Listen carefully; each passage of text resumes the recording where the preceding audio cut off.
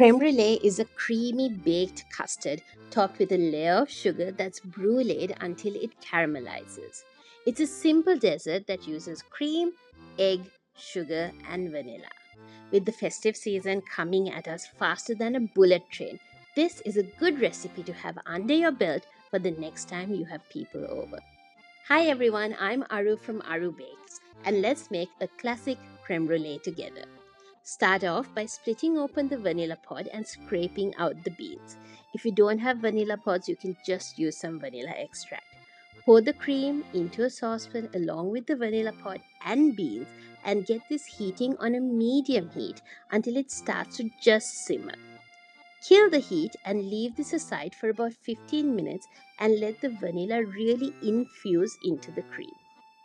In the meantime, separate out the egg yolks from the egg whites. We are only using the yolks for this dessert. I find it easiest to crack open the egg and pour the egg between the two shells until it separates out the whites.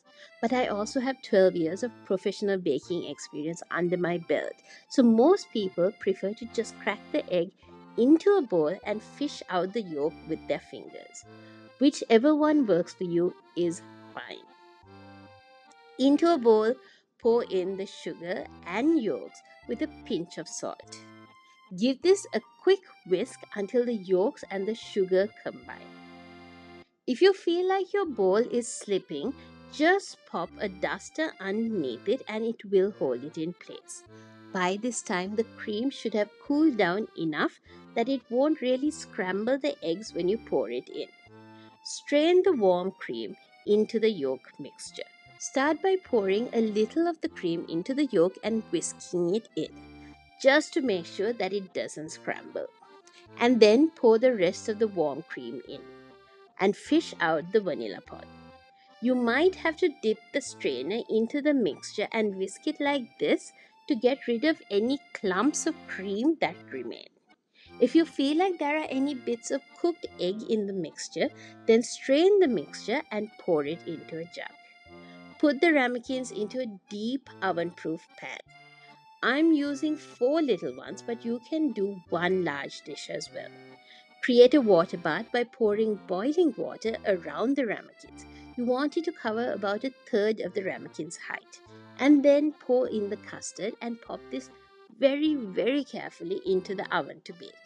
The water will help regulate the temperature so that you get an even bake. Bake this until the center is slightly jiggly. Cover and pop this in the fridge to chill for about 4 hours or overnight. Once this chills in the fridge, the custard should have fully set and not jiggly anymore. And now comes the fun part. Sprinkle sugar to cover the entire top of the custard. Make sure it's a very thin, even layer of sugar. If you feel like the sugar is collecting in the middle, use a brush and just brush the sugar to the sides.